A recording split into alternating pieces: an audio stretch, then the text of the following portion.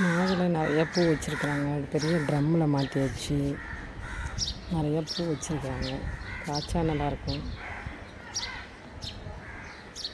இது பார்த்திங்கன்னா கொய்யாமல் பெருசாக போயிட்டுருக்கு. அதையும் இன்னொரு டப்பில் மாற்றி வச்சுருக்குறேன். இது பார்த்திங்கன்னா கத்திரிக்காய் ஒன்று இருக்குது. ஒரு கத்திரிக்காய் காய்ச்சிருக்குறாங்க.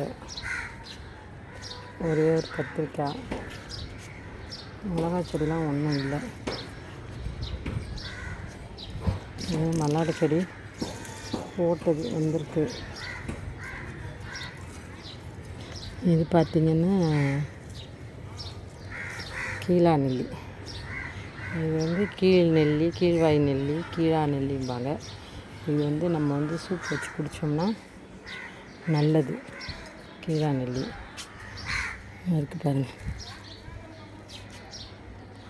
நல்ல செம்பருத்தி ஏன் காஞ்சி வருதுன்னு தெரியல. செம்பருத்தி செடி நல்லா இருந்துச்சு, காஞ்சி வருது.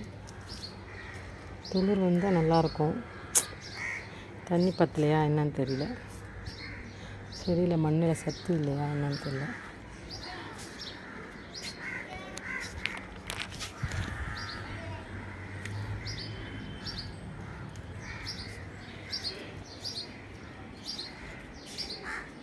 மல்லிகையில் நிறைய மொட்டு வச்சுருக்காங்க.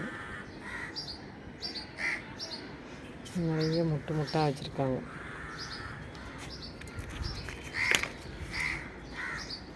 அரும்பு நல்லா பூத்துருக்கு.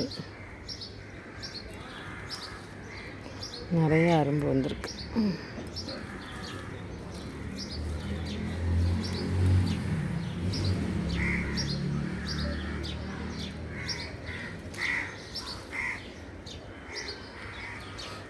இதெல்லாம் கீழா நெல்லி.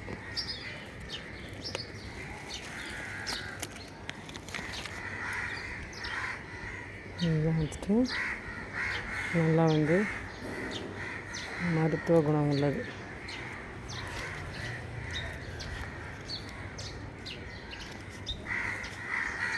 அரும்பு நிறையா இருக்குது.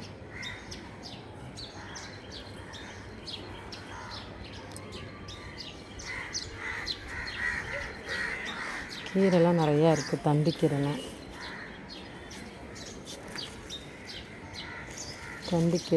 நிறையா இருக்குது.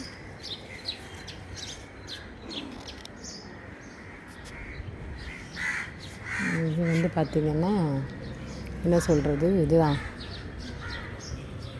இது என்ன சொல்கிறது, பிரண்டை நிறையா வந்திருக்கு.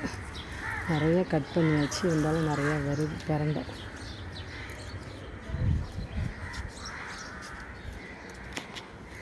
எல்லா கீரையும் இருக்குது. அப்பப்போ கொஞ்சம் கொஞ்சம் பறிச்சுட்டு ஆக்கிறது. இது தண்டுக்கீரை. இதுலேயே மல்லி இருக்குது. நிறையா முட்டு கட்டி இருக்குது.